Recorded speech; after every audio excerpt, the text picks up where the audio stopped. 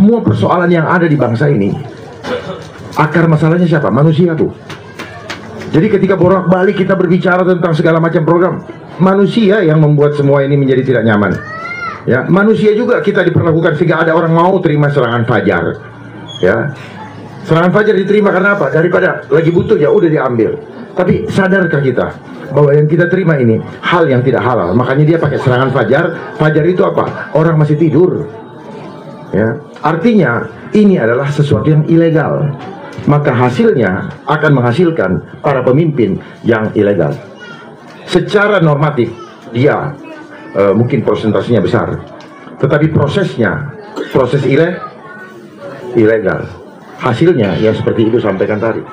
Nah, apakah ini terjadi begitu saja? Enggak, Bu. Ada desain. Makanya one man, one vote, one value. Ibu yang punya kecerdasan lebih akan sama saja, mohon maaf, dengan orang yang tidak punya kapasitas.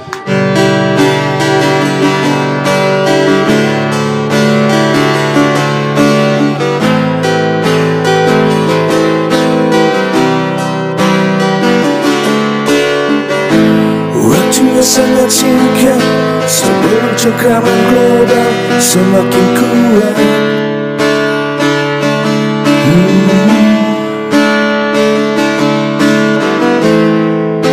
Berjuang bersama Dharmaku, pilihan yang paling pas.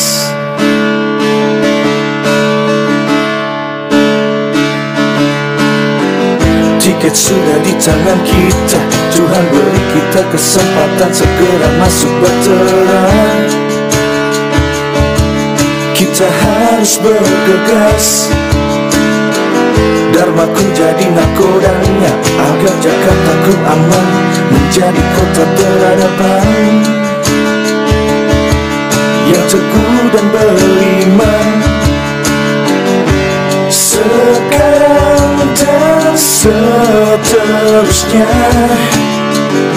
Save Jakarta, Save Indonesia. Sekarang dan seterusnya, Save Jakarta, Save Indonesia. Spirit Nusantara menjadikan kita manusia mandiri menuju fitrahnya. Satu-satunya jawaban menghadapi guncangan dunia ini. Selamatkan Jakarta, selamatkan Indonesia. Detik ini, sekarang ini, seterusnya dan selamanya. Sekarang dan seterusnya, Save Jakarta, Save Indonesia. Sekarang dan seterusnya, Save Jakarta, Save Indonesia. Sekarang dan seterusnya, Save Jakarta, Save Indonesia. Selamatkan Jakarta, selamatkan Indonesia. Sekarang dan seterusnya, Detik ini, sekarang ini, seterusnya dan selamanya. Jakarta, Save Indonesia. Sekarang dan seterusnya, Save Jakarta, Save Indonesia. Sekarang dan seterusnya, Save Jakarta, Save Indonesia. Petugas rakyat bukan petugas partai. Nomor berapa? 2. Nomor berapa? 2. Pak Kun dan Bang Arma? Kun Fayakun. Jadi. Kun Fayakun. Jadi. Inilah Selamat datang Pak. calon gubernur Jakarta yang akan semoga kita berdoa semuanya ya. Salam. Amin. Jangan disia-siakan kendaraan. Siap. Bapak, Saya penggemar mau. Bapak Jakarta tidak ada pengangguran. Insya Allah Jakarta bersih sehat. aman. Jakarta aman. Manusia pegawai tak aman. Jadi salaman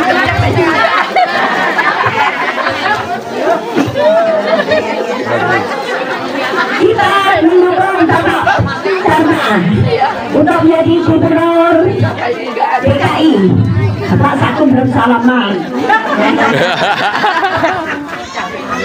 Untuk selanjutnya saya persilakan Bapak RW untuk menyambut Bapak Paul Bretun.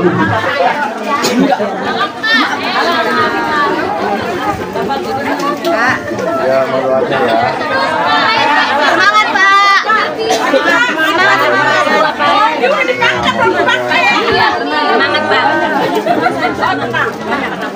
Pak. Minta dong.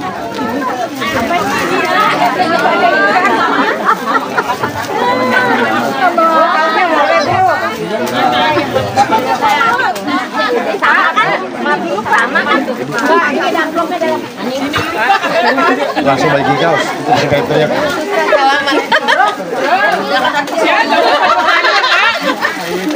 Beda orang sih.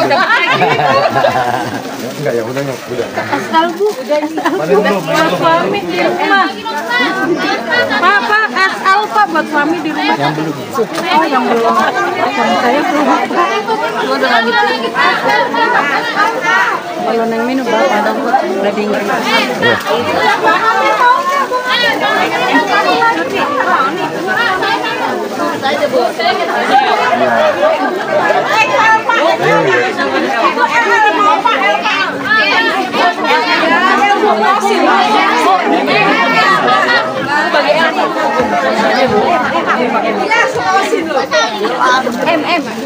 Iya, siap Bang.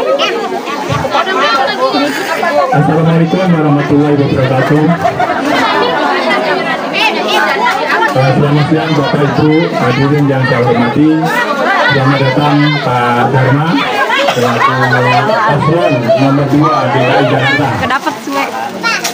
Mohon kiranya Bapak Ibu sekalian pada saat kesempatan ini Pak Dharma selaku calon nomor 2 akan menyampaikan sosialisasi program-program yang akan diusung dalam rangka pemilihan DKI Jakarta 1. Silakan Pak Dharma. Baik, assalamualaikum warahmatullahi wabarakatuh. Waalaikumsalam.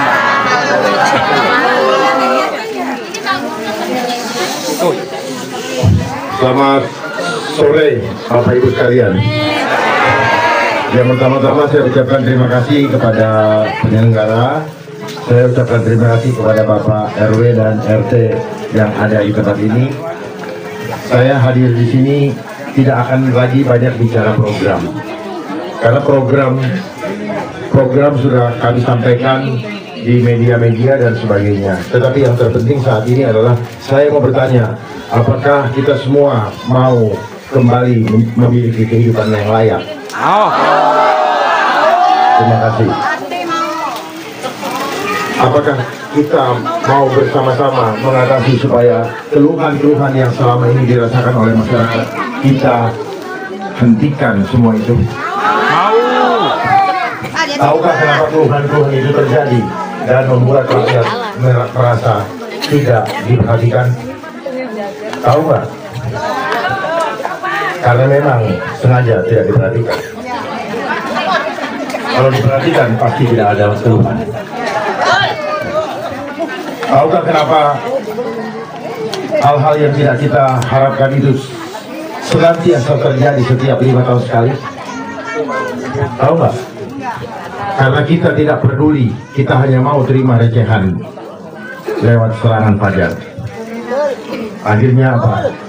5 tahun hanya dapat 200.000.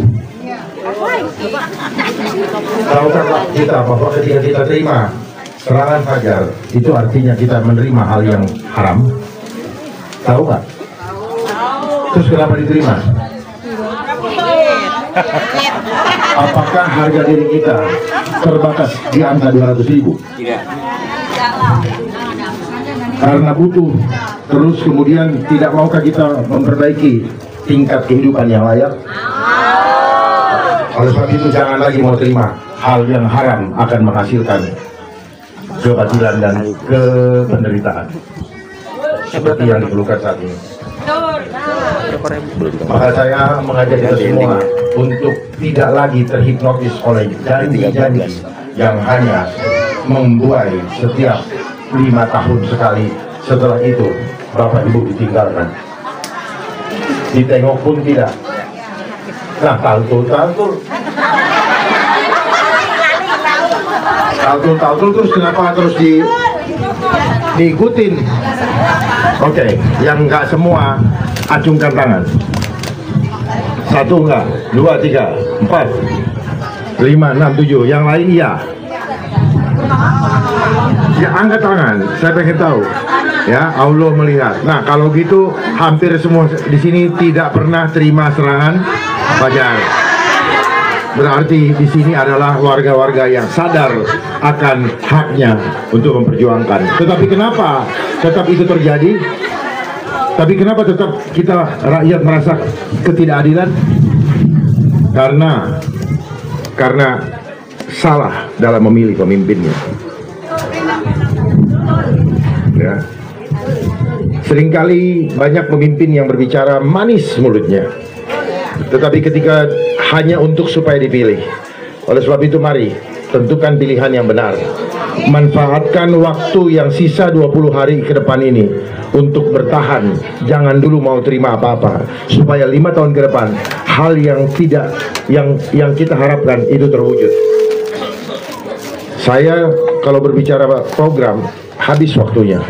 Tetapi yang terpenting sekarang saya menawarkan untuk saya mewakili keluhan hati Bapak Ibu sekalian untuk memperjuangkannya demi kembalinya rakyat sebagai pemegang kedaulatan tertinggi. Tahu nggak kedaulatan tertinggi? Rakyat jadi raja, bukan rakyat jadi budak. Seperti yang selama ini rakyat hanya diiming-imingi dengan BLT dan rakyat mau pula. Padahal itu adalah cara membuat rakyat bisa didikte, bisa diatur seenaknya, dan kalau menangis tidak akan didengarkan juga. Ya, jangan biasakan mendidik diri untuk menjadi pengemis.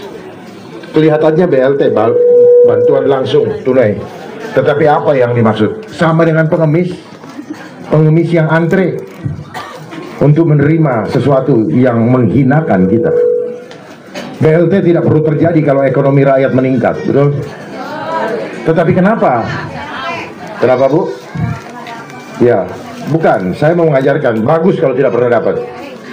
Ya, sebenarnya. Tapi kalau itu ada menjadi hak rakyat, harusnya disalurkan. Tetapi saya di sini akan mengajak kita semua untuk mengembalikan harga diri kita. Orang tua kita melahirkan kita tidak pernah mendidik atau bercita-cita anaknya menjadi pengemis, betul? Itu adalah orang tua yang tidak beradab. Oleh sebab itu mari sama-sama kita menyatukan hati, bersatu, sampaikan kepada seluruh rakyat Jakarta, mari kita bersatu untuk berjuang bersama-sama lewat jalur independen yang adalah murni petugas rakyat.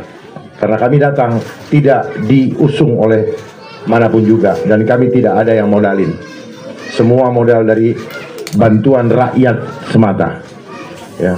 Jadi tentunya kami lebih bersusah payah. Tidak bisa bersenang-senang, tidak bisa berfoya-foya. Kami jalan ke sana kemari, mikir mau ketemu aja, ini perlu penuh perjuangan. Kenapa?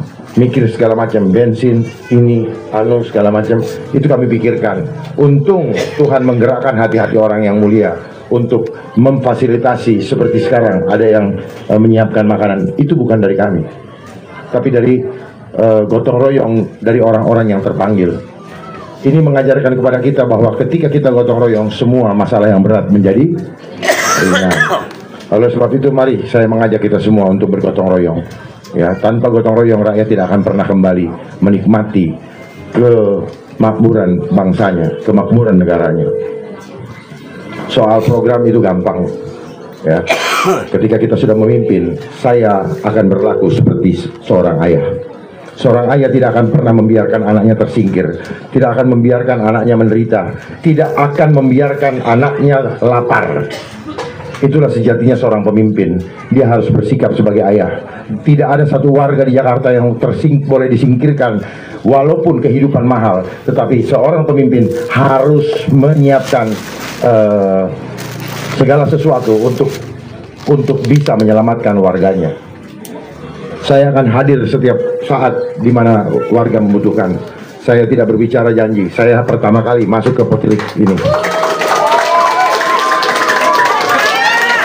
Saya pertama kali masuk ke politik ini. Kenapa? Karena ini waktunya untuk menyelamatkan rakyat. Bukan saya sok-sokan hebat, tetapi saya terpanggil. Karena apa? Dalam waktu dekat akan terjadi lagi penghancuran ekonomi lewat kedok pandemi. Masih mau ada pandemi? Lalu kenapa sudah ada isu pandemi? Saya kasih tahu yang belum tahu. Lalu yang sudah, kalau saya sudah kasih tahu, harusnya Bapak Ibu bertanya, kenapa mereka mau melakukan pandemi lagi? Bukan masalah penyakit. Ya, cerdas. Lalu mau rakyat dijadikan proyek? Nggak mau kan?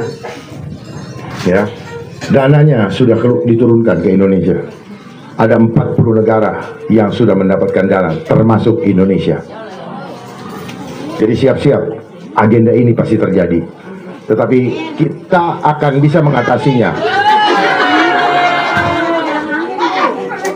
Tapi kita akan bisa mengatasinya asal kompak. Dan rakyat jangan mau dipisah-pisahkan dengan alasan social distancing. Itu cara memisahkan supaya rakyat menjadi penakut.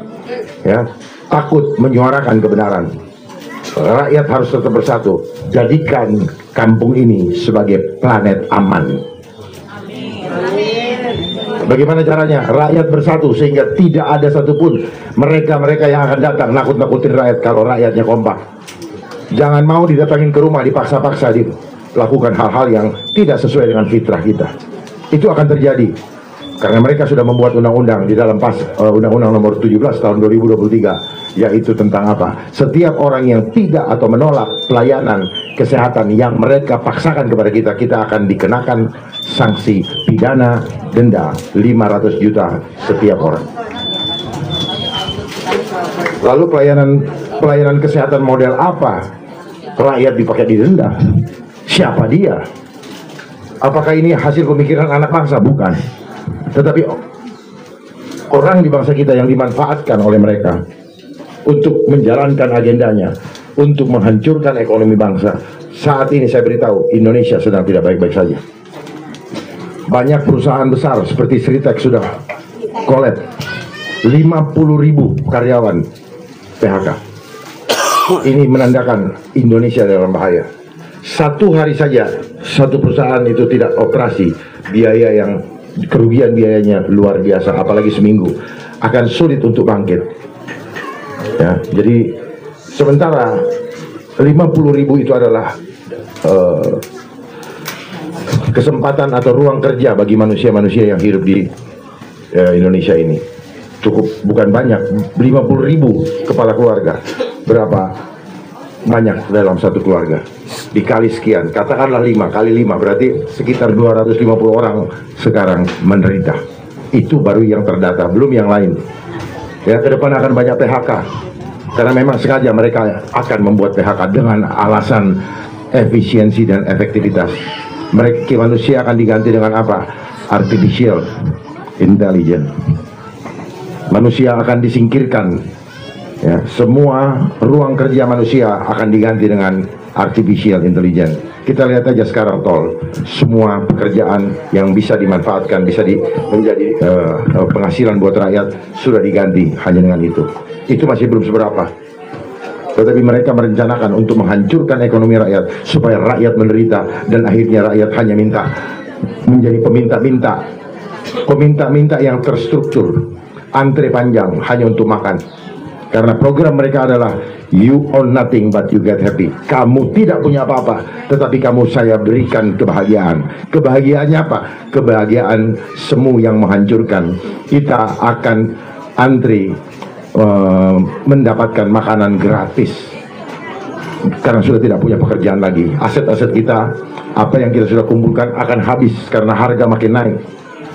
gaji tetap, penghasilan tetap, harga naik. Berarti apa? Yang tadinya bisa menghidupi 6 orang, sekarang hanya mungkin bisa menghidupi 3 orang. Ataupun kalaupun 6 orang, setidak-tidaknya apa? Yang jatahnya 1 piring dibagi 2 jadi setengah piring. Mari saya himbau bersama-sama kita bersatu padu. Ya, mulai sekarang sampaikan kepada keluarga, tetangga, apa yang saya sampaikan ini saya pertanggungjawabkan. Saya hanya mau membela Bapak Ibu sekalian. Karena di Jakarta, keluarga saya juga tinggal di Jakarta. Saudara-saudara saya tinggal di Jakarta juga. Dan saya berjuang untuk mereka. Maka saya mengajak Bapak Ibu sekalian untuk bergabung bersama kami menjadi satu tim untuk berjuang untuk menyelamatkan keluarga kita masing-masing.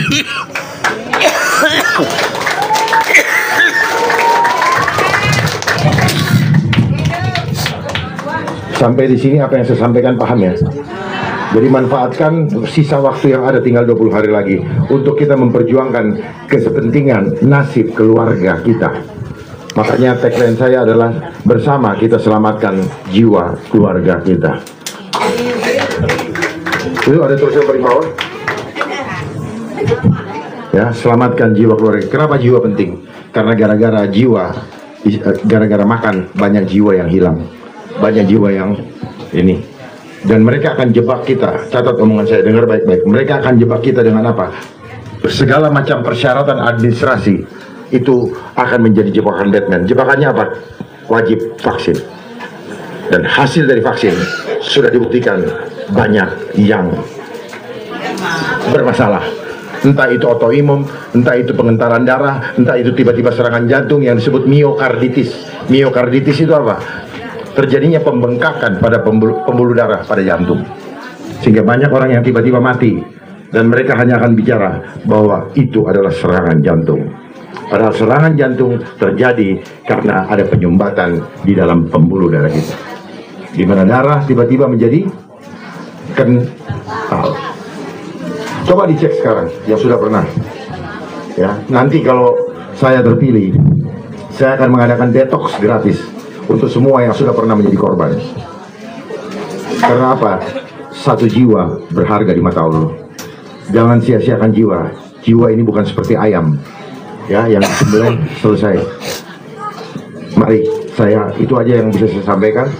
Saya tidak mau berlama-lama. Saya ingin mendengarkan aspirasi, tapi tolong aspirasi yang bermutu. Ya, kalau soal KJP, kartu lansia saya sudah tahu. Yang lain lagi. Yang kita butuhkan saat ini adalah bagaimana kita menyatukan jiwa, panggilan jiwa kita untuk sama-sama berjuang menyelamatkan keluarga kita. Cukup berpikir, ibu mau menyelamatkan keluarganya. Ibu mau menyelamatkan keluarganya. Dan bergabung kita menjadi satu. Kita akan menjadi kekuatan yang luar biasa. Dan mereka tidak akan bisa mengalahkan kekompakan kita. Karena di kota besar seperti ini, kekompakan atau gotong royong sudah hilang. Semuanya lulu gue. Nah, ini yang menjadikan kita menderita, dan itu diciptakan oleh sistem supaya kita tidak lagi saling peduli dengan orang lain. Akhirnya apa? Kita mati sendiri-sendiri di tempat sendiri-sendiri. Itulah makna kenapa kemarin ada yang namanya isolasi. Isolasi artinya manusia dipisah-pisahkan secara sendiri-sendiri, padahal kita adalah makhluk sosial.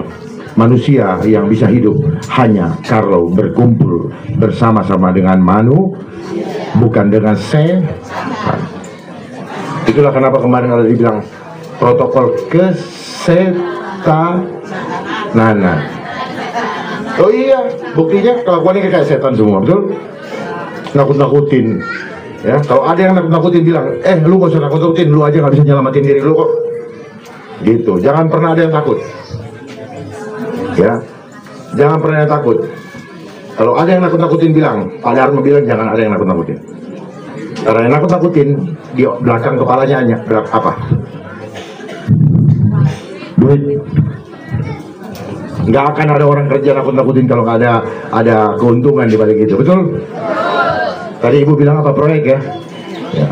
Cara dia dapatin duit apa? Nakut-nakut. Makanya jangan jadi orang penakut. Orang penakut hidupnya tidak akan berarti. Lebih baik kita mati mempertahankan akidah daripada kita mati karena ketakutan dan kita meninggalkan akidah kita. Setuju nggak? Siap mati dengan akidah atau bagaimana? Nah, ini penting maksud saya supaya jangan sampai kita menderita karena ketakutan. Tetapi mari kita punya iman yang kokoh dan tahu bahwa Allah pasti melindungi kita, dan yang berhak mengambil jiwa kita siapa? Bukan karena takutin seperti selama ini.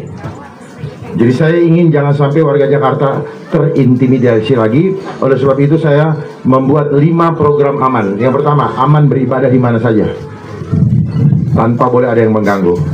Tidak boleh ada yang mempersekusi siapapun dia. Semua rakyat berhak untuk menjaga iman dan kepercayaan sesuai dengan yang diyakini. Siapapun dia, itu sesuai dengan Pancasila, sila pertama, ketuhanan yang Maha Esa. Jadi kalau ada peraturan yang melarang orang beribadah, seperti kemarin tidak boleh berjamaah, itu berarti melanggar Pancasila. Kalau ada peraturan itu lagi, wah ini melanggar Pancasila, padahal sudah pernah sampaikan. Jadi mari sama-sama pahami segala sesuatu, jangan hanya menjadi beo mengikuti hal-hal yang salah. Ya, apa yang saya sampaikan adalah saya membuka kebenaran supaya Bapak Ibu jangan pernah khawatir. Oleh sebab itu saya hadir untuk menjaga supaya Bapak Ibu tidak khawatir dan tidak takut lagi menjalani hidup. Bahwa masa depan kita masih ada sepanjang kita mau gotong royong dan kompak supaya Jakarta kembali makmur, masyarakatnya makmur. Saya sudah menyiapkan program-program yang akan membantu masyarakat yang apabila suaminya bekerja mendapatkan gaji UMR, maka rakyatnya akan saya bina dan saya ikutkan di dalam program Getuk Tular Adab. Rakyat akan mendapatkan passive income, penghasilan hanya dari rumah. Caranya bagaimana? Rakyat harus kompak menggunakan produk dalam negeri, khususnya yang diproduksi di Jakarta. Supaya apa? Supaya para produsen ini tidak perlu membuang uang percuma untuk promosi gila-gilaan. Tetapi belum tentu ada yang beli. Lebih baik langsung bekerja sama dengan rakyat.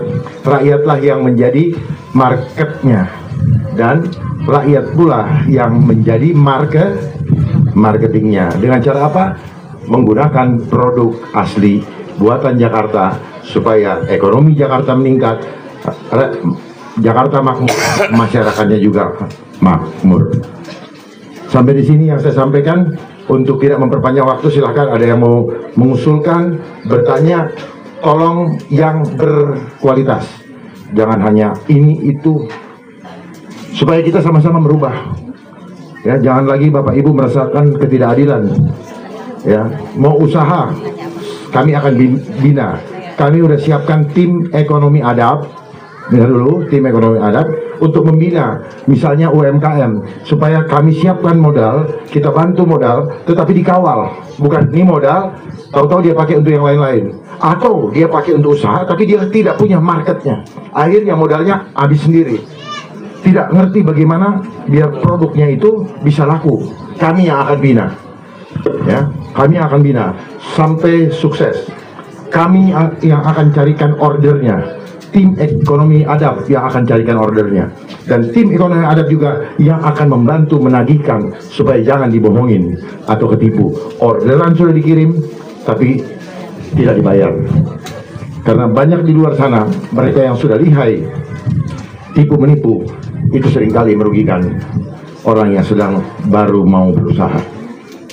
Dan jangan, kalau sudah bisa berusaha, jangan juga jadi penipu juga, hanya untuk mendapatkan keuntungan sendiri. Itu dari saya persilakan kalau ada yang mau bertanya atau menyampaikan saran atau menitipkan harapannya, saya akan mendengarkan dengan baik, dan saya janji akan laksanakan yang sesuai dengan kemampuan saya. Dan ingat, hanya 5 tahun, jadi jangan muluk-muluk. Saat ini yang dipentingkan oleh rakyat, bagaimana rakyat yang tidak punya pekerjaan, saya akan carikan pekerjaan, saya akan berikan pekerjaan. Ya, saya akan berikan pekerjaan, dan didata dulu di RW sini ada berapa yang belum punya pekerjaan? Kalau yang sudah, sabar dulu. Yang mau meningkatkan penghasilannya, saya yang akan carikan pekerjaan. Saya akan jadi penjaminnya. Program itu adalah saya sebut dengan program jaminan babe. Tapi tentunya harus sesuai dengan kriteria yang diharapkan oleh suatu perusahaan dan harus lulus dulu mendapatkan sertifikasi adab supaya jangan mempermalukan bapaknya, jangan dia malas, jangan merugikan perusahaan itu, karena perusahaan itu adalah merupakan pahlawan juga bagi kita untuk membuka lapangan pekerjaan. Kita wajib menjaga, kami wajib menjaga supaya perusahaan tetap jalan dengan sehat, rakyatnya terlindungi karena punya lapangan pekerjaan. Sampai di sini saya persilakan. Tadi Ibu mau tanya. Saya dukung apa program Bapak, ya. Saya dukung program Bapak dan saya tunggu kalau seandainya Bapak memang terpilih jadi gubernur, saya tunggu semua apa yang sudah Bapak sampaikan pada saya. Itu aja. Baik, terima kasih atas dukungan Ibu. Saya tunggu Ibu di Balai Kota. Jangan Ibu nggak datang. Fotoin. Fotoin. Saya tunggu ya, biar jelas.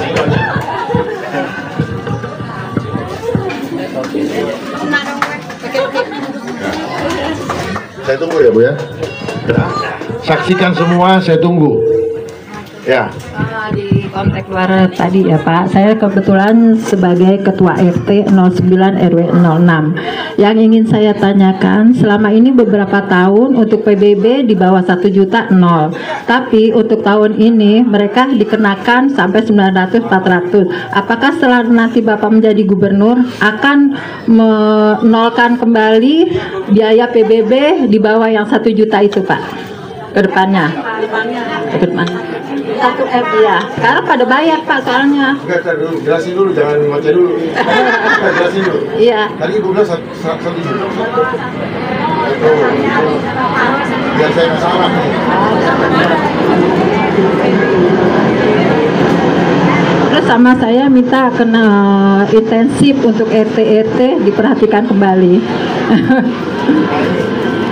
Ini salah. Mungkin salah, nanti saya jelaskan. Salah. Selama ini kan NJOP-nya kan di bawah 2 miliar gratis. Betul kan Pak? Satu itu. Yang kedua, begini Pak, RT, RW itu adalah pasukan yang paling depan di dalam masyarakat. Tetapi selama ini pula kesejahteraannya menurut saya kurang baik untuk DKI. Yang kedua, di desa ada dana desa. Bagaimana tingkat RW ataupun RT, apakah ada dana desa, dana RW ataupun RT dalam rangka untuk membangun wilayah masing-masing. Itu saja. Saya ulangi, di desa ada dana desa. Bagaimana dengan DKI, apakah ada dana di tingkat RW untuk membangun wilayah ataupun seperti apa? Terima kasih Pak. Terima kasih. Jadi begini Pak, dana tersebut akan diatur oleh tim ekonomi adab, ya. Jadi tujuannya bukan sekedar memberikan dana, tetapi pengelolaannya supaya dinikmati masyarakat. Jadi kami menyiapkan tim ekonomi adab sehingga dana tadi kita peruntukkan untuk meningkatkan UMKM di bawah binaan tim ekonomi adab yang saya kontrol langsung, Pak. Nah, tim ekonomi adab ini akan menjadikan setiap rumah UMKM, bahkan bukan UMKM saja Pak, kita akan tingkatkan menjadi industri kecil supaya seluruh yang ada di lingkungan ini dan Jakarta itu menjadi industri kecil. Karena apa? Pengalaman yang ada juga saya bisa dapatkan, sudah terima uang, rakyat kemudian kerasa kerusuk, duitnya kemana? Duitnya kemana? Apa? Katanya buat membangun. Akhirnya hanya menjadi konsep. Karena apa? Segala program kalau tidak dikawal, tidak diikutin, maka wes bablasan ini. Saya paham Pak. Kenapa? Karena orang menganggap bahwa uang yang diterima dia adalah rezeki. Ya, karena kita diajarkan dari kecil, menabunglah untuk hari tua, sehingga hari tua menjadi hari yang menakutkan. Sehingga berbagai macam cara untuk membidik suatu anggaran dengan membuat berbagai aneka program. Di balik itu, udang di balik batunya apa? Apa yang bisa saya dapatkan? Ini yang selama ini keliru, Pak. Kenapa? Kita diajarkan di sekolah untuk mengejar angka. Dari angka tersebut maka kita senang mengajar uang kertas karena ada Kalau nggak ada angkanya mau nggak? Nggak mau, Pak. Inilah yang membuat manusia menjadi rakus karena angka. Sehingga banyak orang-orang yang punya angka di bank bukan hasil halal, tapi hasil daripada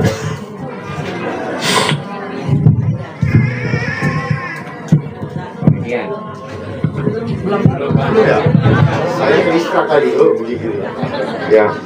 Mengajar ya. Jadi banyak orang yang mengumpulkan harta, angka-angka untuk mendapatkan penghormatan dari manusia di sekelilingnya, tetapi dia mendapatkan dengan cara yang tidak beradab. Saya paham itu. Semua orang di negeri ini tahu korupsi dilarang. Tetapi pertanyaannya, kenapa korupsi tetap jalan? Karena selama di sekolah kita diajarkan untuk memiliki berkreatif negatif, Pak. Kreatif negatif itu seperti apa? Udah tahu dilarang, tetapi dia berpikir lagi bagaimana caranya saya tetap bisa melakukan tanpa ketahuan orang lain. Makanya banyak yang ketangkap KPK, judi online, ya kan nggak ketahuan, Pak, sampai ketangkap. Setelah itu pasar minggu berjalan di depan kamera dengan kepala tertunduk. Ya, apa yang terjadi? Kasihan keluarganya, dipermalukan. Tapi itu adalah konsekuensi logis dari ketamakan. Ya, yang selama ini mungkin keluarganya sudah flexing, menunjukkan kendaraan mewah, menunjukkan jam-jam mewah, menunjukkan tas-tas mahal, tapi itu hasil daripada sesuatu yang tidak beradab. Bukan itu yang saya mau bangun Jakarta 5 tahun ke depan. Saya akan meletakkan fondasi adab supaya ketika saya tinggal nantinya, kalau Tuhan izinkan, rakyat sudah bisa mandiri, ekonominya aman. Itulah kenapa kami membuat slogan Jakartaku aman, karena indah adabnya. Bukan sekedar Jakarta indah, Jakarta maju, tetapi adabnya dulu, supaya semua menjadi warisan hadiah terindah bagi orang tua kita untuk bisa tinggal di Jakarta dengan aman tanpa rasa takut seperti selama ini. Saya lihat wajah-wajah merengut begini. Kenapa merengut ini? Karena pusing dengan urusan ekonominya. Bukan masalah tua. Kenapa, Bu? Tuh, sekarang berapa? Coba, kenapa harga naik? Karena memang dinaikin harganya. Ya kan? Karena dinaikin harganya. Harusnya tidak demikian. Apakah ini terjadi begitu saja? Enggak. Memang secara teori ekonomi itu namanya inflasi. Tetapi sebenarnya semua itu ada yang memainkan tanpa dia sadari, karena mereka melihat bahwa saya kalau menahan barang, kalau saya melakukan ini, keuntungan bagi keluarga saya, keuntungan bagi perusahaan saya besar. Inilah akibat kehidupan jiwa yang egois, yang tidak gotong royong, tidak mementingkan orang lain. Mereka adalah orang-orang yang pintar tetapi tidak bijak. Orang pintar selalu memikirkan, mengambil keputusan berdasarkan kepentingannya sendiri. Tetapi orang bijak, dia akan mengambil keputusan untuk manfaat bagi sesamanya. Itu bedanya. Jadi kita butuh orang pintar tetapi bijak. Dia tahu menyelesaikan masalah, tetapi dia tidak punya udang di balik batu untuk mengambil keuntungan bagi kepentingan pribadi atau dan kelompoknya. Ada lagi? Ibu nanti terakhir. Ibu kan ini. Ya itu dua. Ya, saya manusia Bapak mengenai COVID. Saat ini Bapak sudah jelaskan, saya sudah paham. Sekarang saya mau bertanya, Pak. Kalau dengan diancam dengan ketakutan, iya, kalau dengan ketakutan, Pak, kemudian dia datang menawar gitu, menawarkan vaksin. Bukan menawarkan, memaksakan. Memaksakan, itu apa yang kita balas? Kompak. Ya, kompak ya. Tidak boleh vaksin ya, begitu kan? Tidak boleh vaksin kan? Harus kompak sekarang gini. yang bertanggung jawab terhadap diri kita siapa? Kita sendiri. Lu ngapain disuruh-suruh? Jadi itu ya yang saya mau kasih ya. Kita harus kompak, tidak vaksin. Jadi sebenarnya ya hal-hal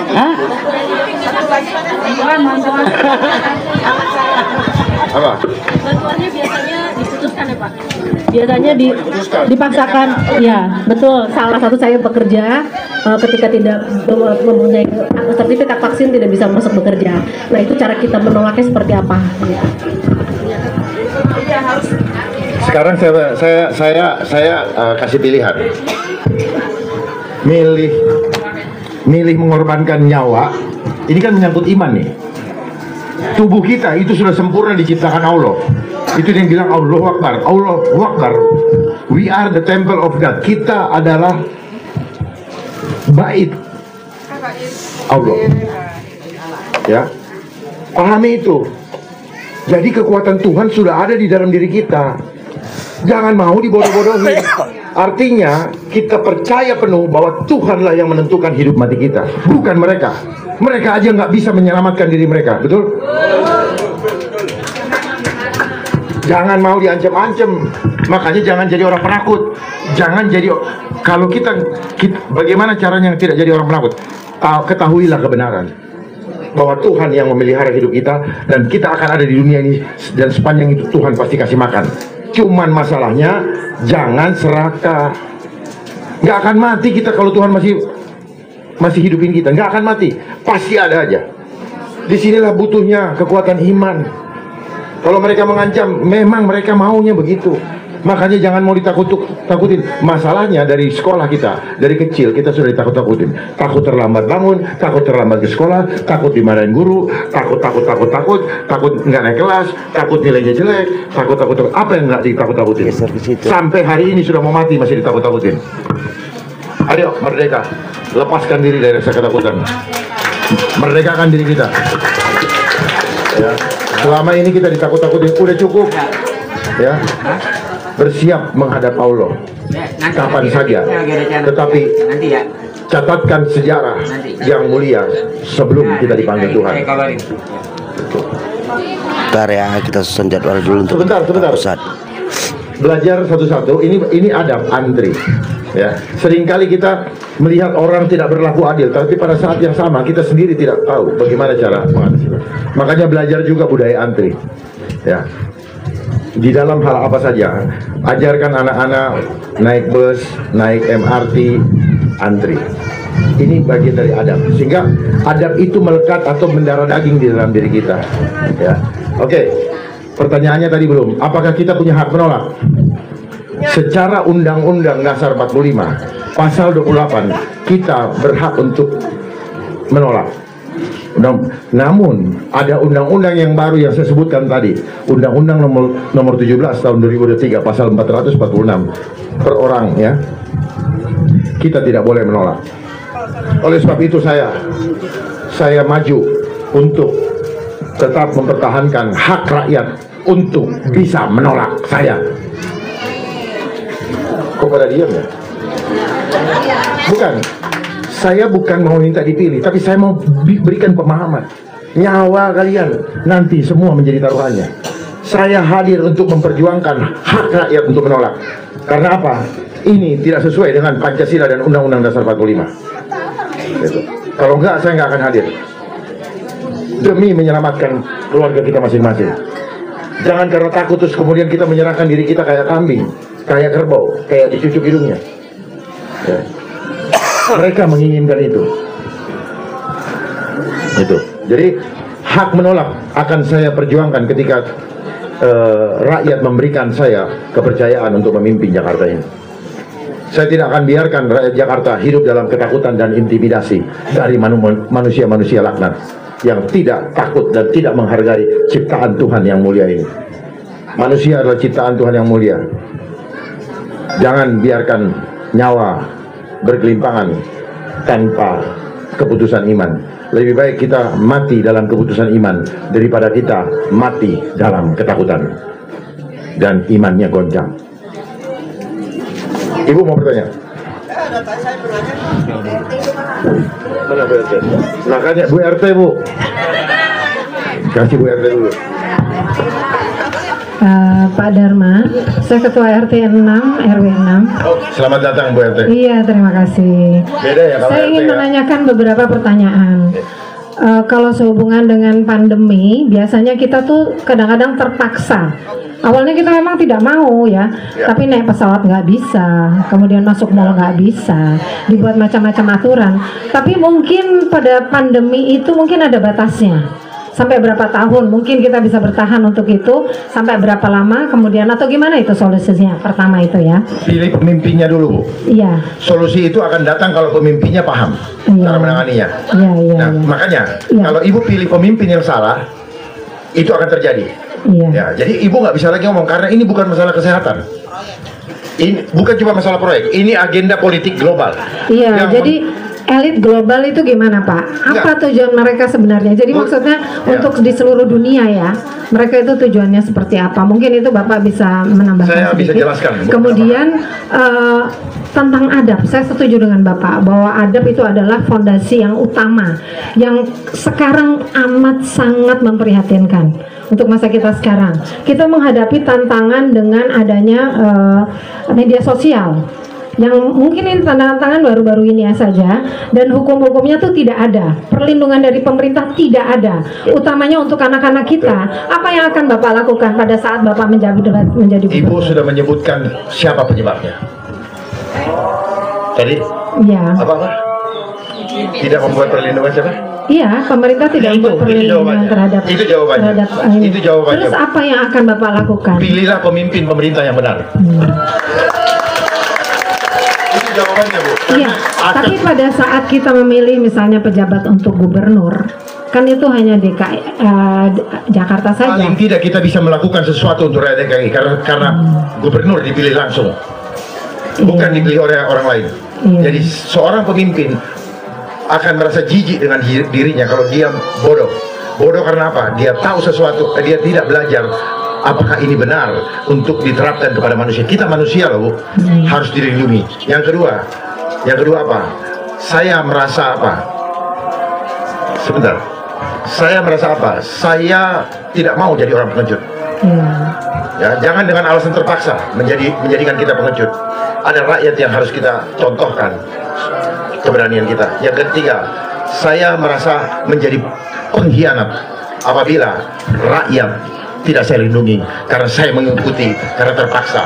Dan saya juga akan merasa pengkhianat kepada pemimpin saya kalau saya tidak sampaikan bahwa jangan sampai mengambil keputusan yang salah dan membuat rakyat menderita atau melukai rakyatnya. Itulah sejatinya pemimpin. Jangan maju kalau takut dengan resiko. Apa lagi? Ada lagi. Ajan, Bang, ajan, Pak, Bang. sebentar Pak. Mari kita menjawab apa hal-hal yang fundamental. Jangan berteori. Teori udah pasti dulu kita. Sekarang ini terus terang aja dari saya sebagai pribadi, sebenarnya untuk hal-hal yang berkaitan dengan pemilu ataupun pilkada, terus terang saja saya tuh sampai merasa amat sangat pesimis dan tidak ingin terlibat. Karena kenapa? Semua itu sudah disetting. Saya minta maaf ya, itu semua kita bisa merasakan karena betul-betul terlihat dengan kasat mata, dan semua permainan itu terlihat dengan amat sangat kasar. Jadi sebenarnya kalau kita orang-orang yang memang perhatikan dengan kritis dan serius, kita bisa melihat itu bahwa semua itu memang pada saat kita mau mengisi angka-angka yang sebenarnya ada di TPS. Kalau di TPS itu memang semuanya jujur dan bersih. Tapi begitu dimasukkan, kadang-kadang sudah ada angka di situ, kadang-kadang sudah ada ini. Jadi maksud saya tuh gini, apa yang bisa kita lakukan sebagai rakyat ya, untuk mendapatkan pemimpin seperti yang rakyat mau. Karena sebenarnya kan pemimpin itu adalah petugas rakyat. Pemimpin itu petugas rakyat, sama dengan sejatinya. Ya, sama dengan. Kalau dia mewakili apa? Tapi kadang-kadang pemimpin itu akhirnya merasa seolah-olah memiliki negara ini. Padahal pemilik negara ini sejatinya adalah rakyat, bukan orang yang kita amanahi untuk memimpin kita. Mereka itu kan pada dasarnya adalah petugas rakyat gitu. Terus apa yang bisa rakyat lakukan dalam kondisi yang amat sangat memprihatinkan seperti saat ini? Mungkin itu aja Pak Dharma. Baik. Ya, karena PR-nya terlalu banyak saya rasa untuk di negara ini. PR nggak banyak. Nggak banyak ya. Nggak banyak. Udah, terima kasih. Jangan Demikian salah Pak milih Dharma. pemimpinnya. Iya, demikian Pak Dharma. Terima kasih. Makanya begini, makasih Bu. Makasih Bu RT. Jadi coba pandang lihat orang, tatap matanya. Ini orang beneran apa tidak? Terus siapa di belakangnya? Kalau ibu masih memilih dengan siapa di belakangnya, ibu bisa melihat.